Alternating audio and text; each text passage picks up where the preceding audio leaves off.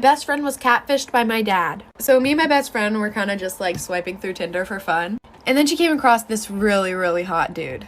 So of course, she swiped right and they talked all night long. And he said he had an Android, so he couldn't FaceTime, but his messages were blue, so I thought something was off. She was too blinded to see that something was up in the first place because she was messaging with a really hot guy. So about a week of them just like texting back and forth and I guess getting to know each other, they decided that they were gonna meet up. So they both decided that they were gonna meet up at an Olive Garden near them.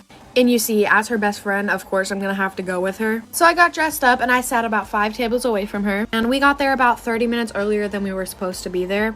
Okay, so my best friend had 3 bowls of fettuccine alfredo before he got there. So when he got there, it wouldn't look like she ate a lot.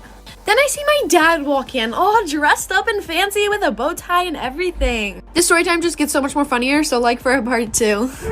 Part 2 of how my best friend was catfished by my dad. Continuing with the story, I see my dad walk into the restaurant all dressed up. Mind you, my dad's married. To my mother, of course. So I was like, ooh, my dad and my mom are finally going on a date together.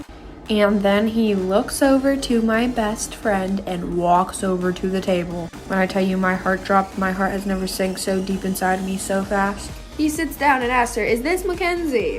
When I tell you I busted out laughing so freaking hard I fell out of my chair. And almost everybody in the restaurant turned around and looked at me, and so did my dad. And I walk over to the table and I'm like, what the heck is going on here? My best friend is literally just sitting there in shock, no emotion on her face. Then he looks at us, he looks really confused, his face goes blank, and then he goes, I was just trying to teach y'all girls a lesson.